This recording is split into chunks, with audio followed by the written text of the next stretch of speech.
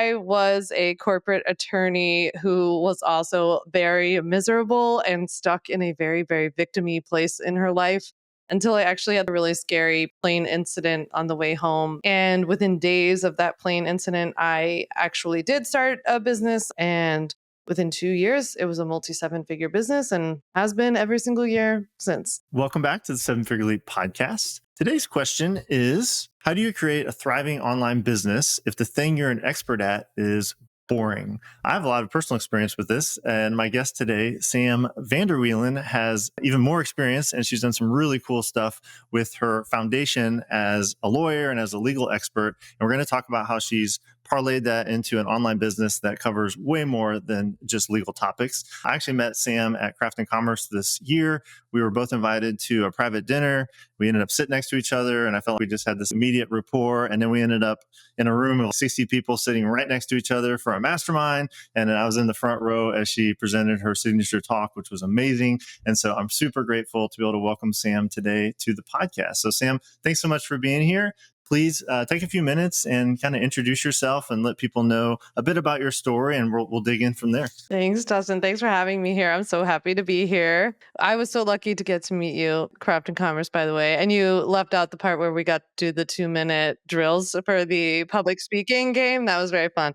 Yeah. So we'll have to tell people what that was about. But because I think about it all the time, actually. Yeah. But I was a corporate attorney who was also very miserable and stuck in a very, very victim-y place in her life, going around blaming everybody and everything for my horrible boss and horrible circumstances and horrible hours and everything else until I actually had a really scary plane incident on the way home back to where I'm originally from, Philadelphia.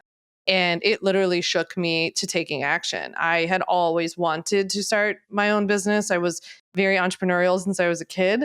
And within days of that plane incident, I actually did start a business on the side while still working quietly full time.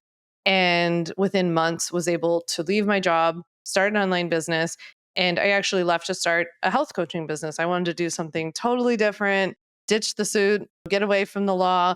And as much as I tried, I could not shake people asking me a whole bunch of legal questions about the industry I was then in this whole, at the time, very new, emerging online business world. And I led with my favorite word in the world, curiosity. And I was like, why are people asking me these things? Where else can they get this or not get this? What problems are they running into in trying to get this product or service? And what can I create that's better or different? And so in 2017, I launched Sam Vanderwielen LLC, started helping people legally protect online businesses. And within 2 years, it was a multi seven figure business and has been every single year since. That's amazing. Oh my gosh. Yeah. Well, your story, the airplane story, I'm sure you hear this a lot too. It's like, once you hear that, you can't unhear it either. So even in flying home from Boise, I had 2 flights to get back home to St. Louis. And yeah, the whole time I'm like, I hope we don't drop 1,000 feet into rapid turbulence and change my life in a crazy way. So yeah, why don't you tell us a little bit about that story, and why do you think that was this culminating moment or this transitional moment where you actually took action for something that sounded like you kind of wanted to do since you were a kid? A lot of times when you're in a stressful period or you're unhappy, it's always easier to blame everybody else or outside circumstances or something outside of yourself, right?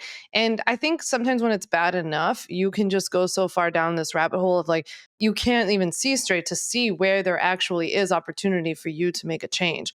And so I was in that place. I actually tell this story in my book, but I was having a lot of neck pain, which turned out to be very serious and I needed brain surgery for it. But at the time, it was just regular neck pain. I thought it was. And so I went to this guy who was supposed to be a neck soothsayer and he was going to fix me. And he said to me, what seems to be the matter? What's the stress in your life? I was like, oh, the stress is my job. He said, what's wrong with your job? So I go on and on and on telling him all the horrible things about my boss, the job, the hours, the clothes, the everything. And he says, that's okay. That's your choice. And I was so angry when he said that. I was like, how dare you say it's my choice? I'm not choosing this. This is a horrible thing. My boss sucks. He's a jerk. All of these things, right? And it was just so funny because until I got on that plane and the plane did drop, as Dustin mentioned, and barrel rolled to the left, I was angry at this guy for having said that, right? In that moment, it was that seatbelt click where I got it. I got what he was talking about. And I was making a choice to get in my car and to go to this job, to continue to live the lifestyle that I was living, which then required to make the amount of money I was making as an attorney, which none of those things were fulfilling me or making me happy. And yeah, I had lots of opportunity. I had a great education behind me. I had a supportive partner who then became my husband. Yeah, I had lots of opportunity and I wasn't taking it. So that's really to me what that like I think the plane incident hopefully comes a lot less scary to other people, but it's that moment that shakes you awake that realizes you have more control than you think. And so you luckily land safely after this crazy incident where it didn't probably feel that was going to happen. And then you start the health coaching business. I know that was a really important chapter. And then people kept coming back to you though and saying, hey, you're doing online business, but what about the legal stuff? You are an attorney by trade. And then you mentioned the book. And so the book, When I Start My Business, I'll Be Happy, with the question mark at the end. Give us the through line. It's like, hey, lawyer, health coach, writing this book that is sort of not about either of those things, although it sort of is about all of those things. So what would you say is kind of the through line? And then we'll come back and talk more about your actual business today, the model, how you make money, all that good stuff. But I'd love in your words to kind of, because in my own experience, I've got this crazy background of engineering and marriage and meat sticks and marketing and then podcast guesting. And everyone's like, what's the through line? So I'd love, Sam, like your through line is when you reflect back how you got to where you're at sitting here today on this podcast and speaking at Craft and Commerce and writing this amazing book that came out of this like kind of wild journey that you've been on in your adult life. Yeah. I mean, it's funny because hearing your story and getting to know you at Craft and Commerce, like it all makes sense to me because when I think that everybody's experience, like every single thing you go to, they might look disjointed on paper and you're like, oh, I needed those meat sticks to get to this thing. So like it's so true. But that's very similar to my story in that when I was an attorney and I was still blaming everything on everybody else, and then had this moment of like, oh, I'm going to go leave and start my own business, I was still doing it from a place of that job is what's making me unhappy. So when I change my job, I will be happy. I was still technically blaming my boss for everything or the type of work I was doing, but I just thought that I could take back control of my life. It's still kind of connoted that he had control and then I had control, that kind of thing. So I think I needed that, like, I needed another lesson. And so I left and started this health coaching business. And I kind of have this image in my mind of kicking back in a lounge chair on the beach, just being like, now I've made it. It's over and this will be it. And it was pretty fast. I was like, oh, shoot, this is not it. Right. And it wasn't really for me. I mean, coaching is not for me. I'm not good at it. I am a good businesswoman and I know marketing like the back of my hand, but that's about it. I'm not a good coach. I was not meant to do that. And so I started doing that kind of work and again was a little indignant about like, well, wait a minute, I changed my circumstances and I'm still not happy. What the heck is this about? So I go and follow this curiosity, as I mentioned, and I start the legal business and that's successful off the bat. Okay, well, now you're successful. So are you happy now? Not really. I mean, I was a little less stressed. I was like, oh, well, this is pretty easy and this is fun. But as I started to go through a series of really difficult circumstances in my life, I had brain surgery almost immediately after starting my legal business. And then, literally, when I got back on my feet and started walking again, my dad got leukemia. I became his caregiver. My dad passes away. And then my mom is killed the same year that my dad passes away.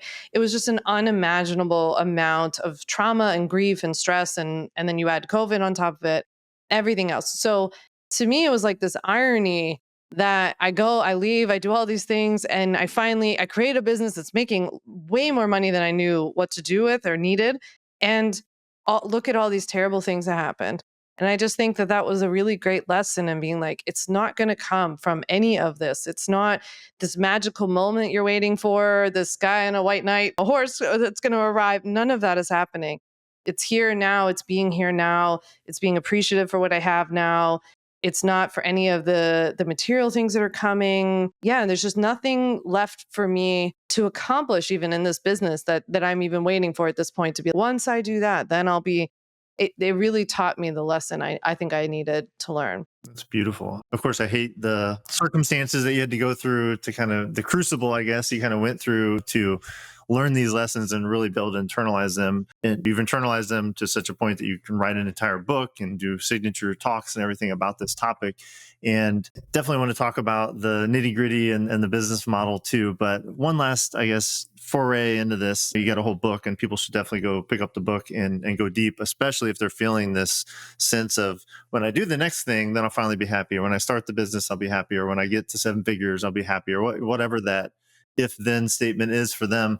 But if someone's in that space and they're sort of Sam circa 2020 and at different points, hard question, but I'll throw it out there anyway. What does make us happy? If it's not starting the business and hitting the goalpost of the horizon line that we're chasing, in your experience and in the work that you've done to create this book and talk so much about this in depth, what are the things you think that make us happy? It's the hardest question ever to ask someone on a podcast, but I feel like you can actually answer this pretty well. Yeah, honestly, I think it's contentment. I think it's as simple as contentment of just really getting out of that cycle, which is so hard to do as an American, especially that like if you just work harder, faster, stronger, bigger, whatever, and make more and more and more, gather more, you will be happy. Or I don't know, just this idea that nothing we ever do is good enough. It's very hard, especially when I'm sure a lot of people listening, we have perfectionistic tendencies and we are type A, go getters. We're all hard workers. We're full of really great ideas. None of it is about, sometimes people confuse what I'm saying with being unambitious or something like that. That's not me. I don't have that. So it's not about that. But I always say to people, I think that the real shift came when I stopped being so ambitious about outward achievement and metrics in my business and whatever, and became ambitious about living my life. And so that can look differently to everybody who's listening. Your values and your priorities are going to be so different than mine. And I don't believe anybody's are objectively better than anyone else's. And so if that's about being present with your family, I consider that, I don't know about you, I consider that to be immense wealth. And so I don't really care how much is in your bank account if you can't be present when you're sitting with your family. When I started my business, I was always sitting around telling my husband to shush because I had to do one more thing on Instagram or one more post or one more whatever. And you go through a period where you're hungry and you hustle. And I appreciate that. And I do think that's necessary for a period. But I consider it to be immense wealth now that I forget where my phone is a lot of times. That's beautiful. I love that. You mentioned curiosity kind of out of the gate. You mentioned contentment. A word you didn't say, but that I'm picking up in here too, is creativity. Like, you're a very creative person. And for some people, that might mean art and music. But for some of us, that's business and marketing and models and these sort of things. Like that's where I get a lot of creative juice. And hopefully it does result in an amazing income and you're able to make a big impact with that work. But I think that's, I don't know, to me, that's kind of the juice here, the Venn diagram of being able to explore your curiosity, be creative, and then find contentment both in the present and the thing you're building toward. Do you think that's like a fair summary of sort of the soup that you've created with all these life experiences? Yeah, it's such a good point. It's really funny because I've been exploring creativity a lot, and it's funny because I actually wouldn't have considered myself, I'm really hard on myself, but I would not have considered myself to be a creative person before because I always associated it with what you said. I can draw a stick figure. That's about it.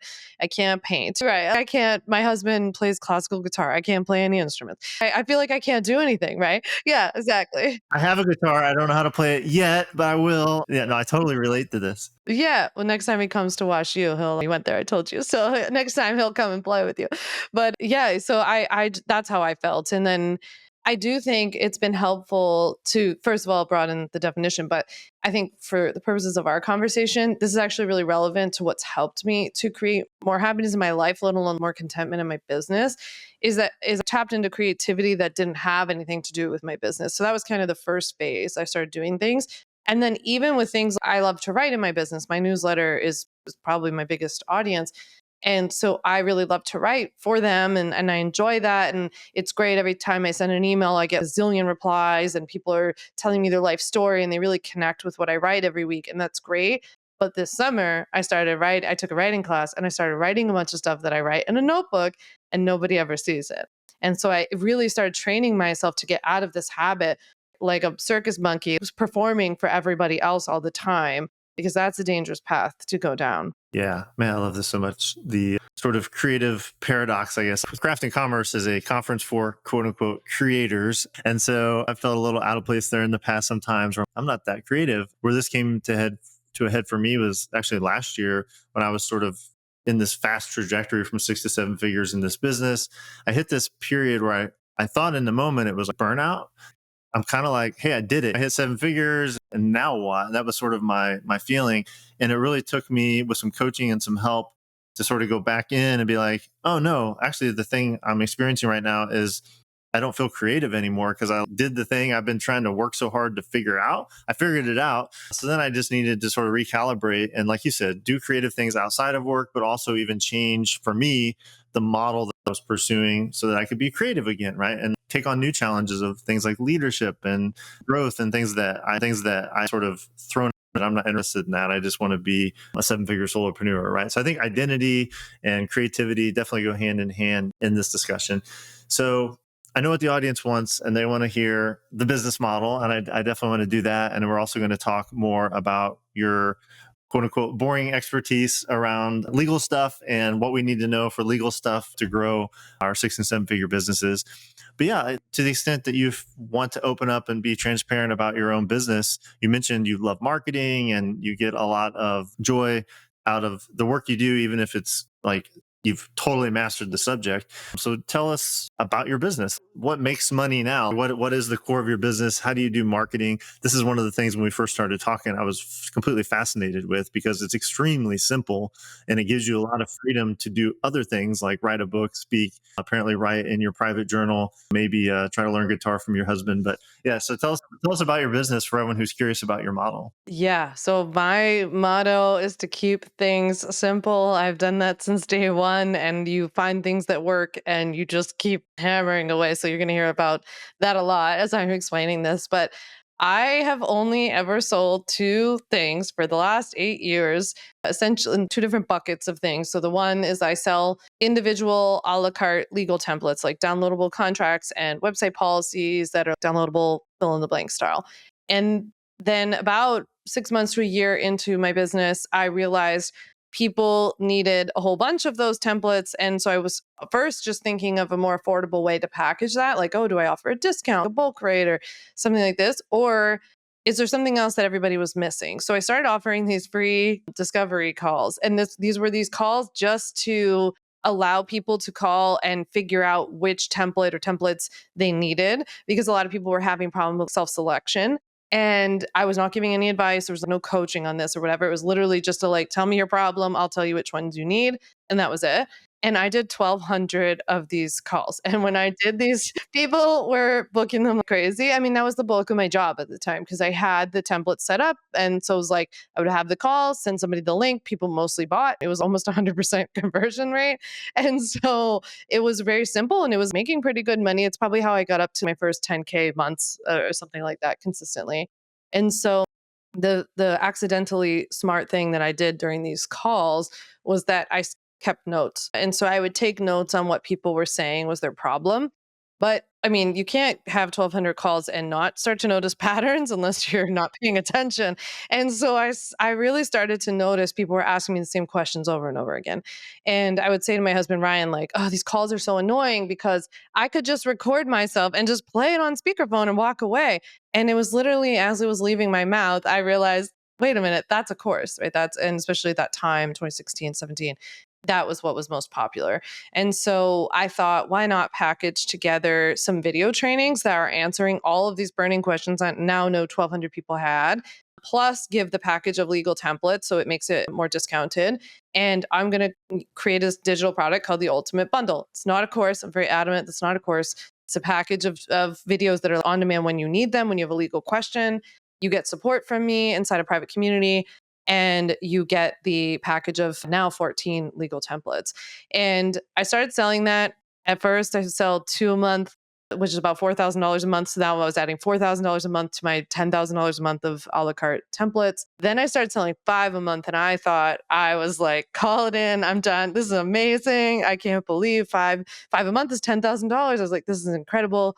Five turned into 10, 15, 20, 30, 40, 50, and it just kept going. So The ultimate bundle is a six-figure a month product alone. It's very easy to sell, to be honest. It has really good value. People love it. We now have 4,500, over 4,500 members in it. And so that really has become my baby. It's kind of become my primary job between taking care of the customers and then just pipelining people into it. And that also runs very simply. It's just an evergreen webinar that I created in 2019. It's the same title, the same webinar, except I've refilmed it just to update the branding essentially. And obviously, I keep the email sequence updated with the times, but that's really it. It's my customers know what I always say is all roads lead to the email list. So every single piece of content I create, my deal with myself is this has to go somewhere. So if I'm going to create for Instagram or my own podcast on your terms or something like this, the call to action is usually go watch this free legal workshop I have called 5 Steps to Legally Protect and Grow Your Online Business. They watch that, they get the sequence, they typically buy the bundle. And that's that. That's really it. That's so awesome. So you started to kind of talk about some of the sources of traffic. So the offer is extremely simple. Do you still sell the a la carte templates too? So basically people can buy individual templates for their legal needs for their online business, or the preferred path is get the ultimate bundle. You get the 14 templates you need. You get asynchronous support through a private community with Sam. 4,500 people that have done that at approximately 2K each. People can do their own math. So that's amazing. So then I think the next, and you've got the conversion mechanism, which is an automated webinar that is basically the best version of the training you kept doing on repeat after 1,200 discovery calls. So I think the final piece of the puzzle here is the traffic. So how do you get people to get on the email list to then send them to the webinar to then buy the $2,000 ultimate bundle? Yeah, so I can break it down in organic and paid. So on the organic side, like I said, every piece of content I create for my primary platforms in terms of social media or Instagram, and then I have my podcast on your terms. So for those, it's always my commercial for the podcast goes to my legal workshop. Any piece of content I have on Instagram, for example, if it's not going directly to the workshop, it's going to some other smaller freebie because I've started to build out kind of my freebie network where I've have a checklist or a guide, but then that email sequence's call to action is to go watch the workshop. So even if you see me pitching to that, it's everyone's ultimately ending up there. So that's pretty much what I do on the organic side. Up until about a year ago, I focused a lot more on SEO. I mean, I still make sure everything going on to the site is very optimized as much as possible, but it's just gone down and down and down over the last year, as everyone knows. Yeah, with AI. Yeah. Yeah, with AI, especially the AI summaries and with what I do, I'm sure that's killing me because people are probably Googling questions to things, getting the answer and bouncing. So, but that is a big part of my story of how I got so much traffic. And of course, I'm utilizing all the other, like we're reposting on Pinterest and Threads and Substack, and we're posting everywhere just to try. So that's pretty much my organic strategy. I do a lot of podcast guesting, obviously. So I was going to say, you mentioned 50 podcast guesting appearances in support of the book launch. And so podcast guesting is part of your strategy, it sounds like, too. yes, that's always been a big part of my strategy, even outside. I've never had this volume before. This obviously increased both since my book came out in April and also since I spoke at Craft and Commerce. I've gotten a lot of invites. And then I've landed a couple of really big podcasts, which then have led to some other big podcasts. So that keeps kind of going. But so we have that. And then I also teach trainings inside of people's programs. So a lot of coaches will bring me in to talk in front of their mastermind group or to talk inside like a course and do an evergreen training. And then those have brought me consistent leads over time too. So that's probably the bulk of my organic strategy. On the paid side, I started Facebook ads in 2020 at the exact right time. It was right before COVID. It was a couple of months, maybe even December 2019. I started and the ads were already going well, but then during COVID, everything really exploded. So there's that. I have pulled back though, in terms of not wanting that to be like, I'm very conscientious of the fact that I don't want that to be where everything's coming from. And so still, I'm very careful to keep track on the stat side of making sure that the bulk of my people are still coming in organically and not through paid ads. I started 2 years ago running twice a year my same exact webinar. So literally the same exact webinar that runs Evergreen, I run it live twice a year, usually in February and September, October. So I have one coming up soon. But I run that and we have anywhere from about 3 to 5,000 people sign up for that. And 60% of the signups come from my organic traffic. That's awesome. Do you do any affiliates with those live events or with the recorded? Yeah, we do. I have an affiliate program in general. I've kept it pretty chill, to be honest. It's never been a big part of my strategy. A lot of people reach out to me and ask, and we say, sure, here's the link, and they can sign up for it. A lot of our customers become affiliates. I this last two live launches, I've personally reached out to what we've called a VIP affiliates list of a small group of people who I knew, people like you, who I would just reach out to and say, hey, do you want to do this? This is what it would be. Here's what you could have. And just really support them and give them all the assets they need instead of kind of opening it up to some big everyone else can still run it, but that's kind of where I guess me and the team spend more of our time and effort. Yeah, that's really, really cool. So, yeah, tell us just a little bit about the team. So, I know I created an Instagram account because I did a summit earlier this year. I have no social media presence outside of LinkedIn. You're one of 10 people that I follow on Instagram. So, I actually love your content. And so, you've got a pretty robust cadence of Instagram sharing, and you said you guys repurpose that into other channels. Yeah, just give us a snapshot of your team if you don't mind. Yeah, sure. I think we have a really smart Instagram strategy too, which I'm happy to talk about. But my team is small but mighty. So I actually only have one full-time employee, Lindsay, who's my director of operations. So she does like basically everything, and she's amazing. And then we have Michelle in our team, does a lot of more of the marketing assistant side of things, and she edits my podcast. And then we have Leanne, who's our customer support person. We have a tech VA on deck just in case something breaks who we can tap into, but she doesn't have to be called up to bat too often, thank goodness. And that's it. Yeah. I have a Facebook ads agency who runs the ads. And then I have a social agency who posts and manages the Instagram posts for the most part. Yeah. Please share the Instagram. Maybe I'll like start using Instagram. Share your smart Instagram strategy if you don't mind pulling back a little bit on that. Yeah, I'm like, no, stay away. Don't go on Instagram if you don't have to. But I often fantasize about what people like that you just other normal people don't have to be on Instagram. I kind of dream of that day one day. But This is the middle-aged dad thing. So my role on Instagram, my kids share stories, and so I'll get on there and see what they're doing since they're at college and living without me, except for one of them.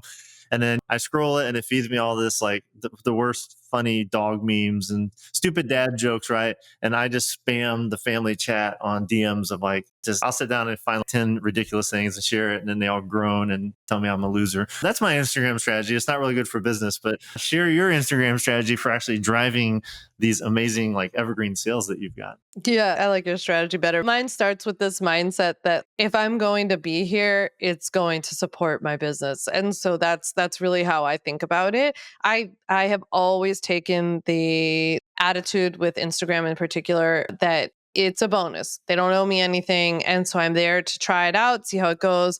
And so I think all roads lead to the email list. So if I'm going to post here, something's going to go to my email list. But I think what people don't realize is how simple the content you create can be there. So, for example, I take B roll pretty much in my everyday when I'm out and about. If I'm doing something, having coffee, making food, I just take B roll on my phone and I save it to a folder. So I always have content, quote unquote content ready to go. I'm never curating or like having to create something in real time.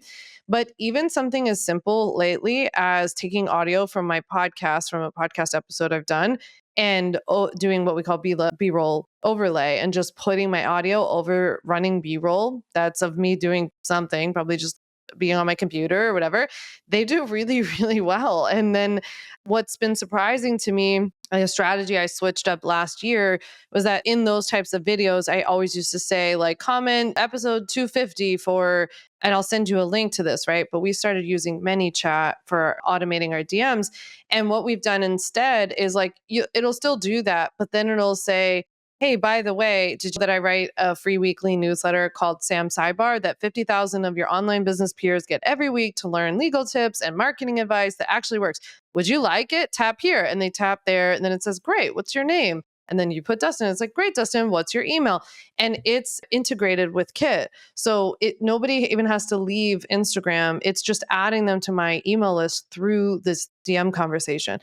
I've even started doing that with things like podcast playlists. So I took groupings of my podcast episodes that were about a certain topic, named it something. And then when I create a piece of content on Instagram, let's say it's about money, I'll be like, if you want to learn about small business taxes and business expenses for online business owners, comment money playlist and I'll send you a link.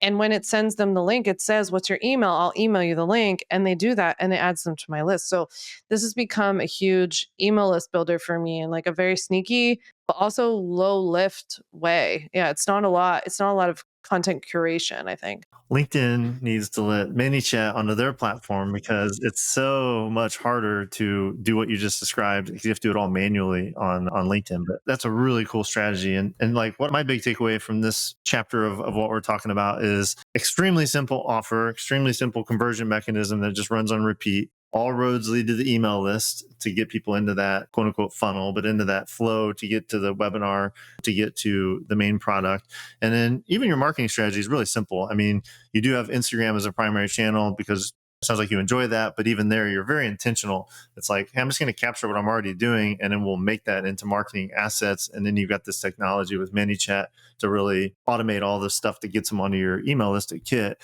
So 50,000 person email list from that plus. So that part, I don't really do that much. But one of the things we always tell people is you can totally build a 7-figure business with your expertise through podcast guesting, guest training in other people's communities, which is something that you do a ton of. And then if you have your own podcast, because that's something you want, that's also an amazing channel to deepen relationships, connect with other people in your market, find new partners that might want to be affiliates and things like that. So, I mean, you're running our playbook to a T, and then you add on this really smart Instagram strategy sort of on top of it, and well beyond 7 figures doing that and keeping it simple. So thank you so much for sharing all of that. I think for the next part here, because how do I have Sam on here without talking about some legal stuff? So I would love sort of your snapshot version. People should definitely go like through the full webinar training if they want to go deeper with this, but sort of the teaser version of someone, say they have a 6-figure business, they're growing, they're developing some content, some IP, some courses, some programs, and they're like, hey, I'm kind of it's growing pretty well and I'm pretty clueless. I've done nothing as far as legal protection or legal structure or anything like that. What are the basic things anyone listening to this type of podcast should totally have in place from a legal standpoint? Yeah. So first things first, we always want to make sure that you have an LLC in place so that you're not personally liable for whatever's happening in your business at any stage. So that's really important. And then we want to make sure, I mean, now would be a good time as you're leveling up. I always say, I just sent a email to my email list today saying like, even using the fall as an excuse to be like, okay, now's the time to level up my contracts or go back and edit them, check that they're okay. So making sure that you have the contracts that are like if you're going to this next level, whether it's multi 6 figures or 7 figures, you can't afford to rely on those like shoddy copy and pasted things that you've been relying on to this point. It's great that they've gotten you this far, but it's time to go. So that would be the second thing I do. And the third thing is to make sure you have business insurance. Now it's a good time to check not only that you have it, but you have the right kind if you're one of my customers, I always say like, you better know what your deductible is if I ask you, because most people will be, I don't know. And I had one guy find out that it was $50,000. It was like, want to pay $50,000 if you got sued? Probably not. So yeah, so that's a good thing to, it's just kind of, I don't know, thinking of it like a spring cleanup, like you're getting ready to go to this next level. You really have to get your stuff in order. It's like how I clean my desk, like right before I'm about to do a big project, I just take everything on my desk, I clean, I organize. And there's something about that reorganization. So now's a good time to get that done. But I think it's probably also worth mentioning that as you enter into this new era, there also are some things that come along with being a bigger business owner, whether it's because you're making more money or you have larger audience, you have more eyeballs on you.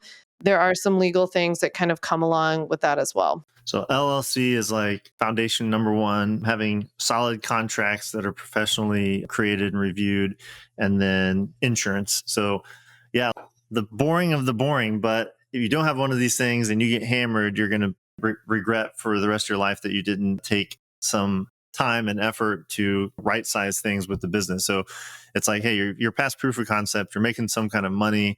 The last thing I would love to get just a quick thought on is intellectual property, like IP. So you've got a framework, you wrote a book, or you're doing a group coaching program, and you've got this thing that has a lot of value. How do you, in a basic sense, protect that? Yeah. So in our industry, everybody always thinks of trademarks first. It's so interesting. Like people are always the most freaked out about trademarks.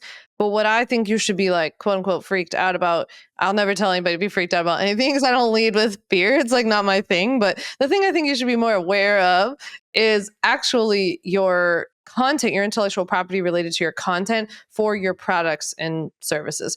So yes, it's important to like, we can talk about trademarking names and like things like that. But if you have a course, for example, like what I created with the Ultimate Bundle, and it was pretty quickly that I was like, oh, this is going to be a thing. Like this thing is going, people are buying it. People are now referring people to it. Like, okay, we've gone from like idea to like actual solid concept here. All of the content inside of that course was sent off to the US Copyright Office to be registered. I'm talking every video, every piece of audio, every PDF, every handout, every whatever it is that you've gotten there. It's actually a lot easier than what it sounds like. It might sound overwhelming. I have over 37 videos in the bundle and then all of the legal templates and all that. It's actually very easy, and you can do this yourself on the US Copyright Office's website because you actually batch upload by like media type. So if you had a bunch of audio files or you had a bunch of video files or a bunch of PDFs, you could do the like batch uploading that way. So it's actually pretty easy. It's $50 per application, a lot cheaper, usually a 30-day turnaround time for approval. So it's a lot faster as well. But that is what you're going to need to actually enforce it if somebody steals your paid products, paid courses and stuff like that. You can do this obviously with digital products, like any of that kind of stuff. And private podcasts, people have told me about doing this for things that are paid, right? Any of that. This is really important because a lot of people wait until somebody actually steals it from them, and then they're very sad to find out that there's really nothing they can do about it. To add insult to injury, if you don't have what we call terms of use at checkout, like when you sell a course or a digital product, that forces someone to agree to the fact they're not able to distribute and share and reproduce, and that this is a limited license for their personal use and all of this legal mumbo jumbo.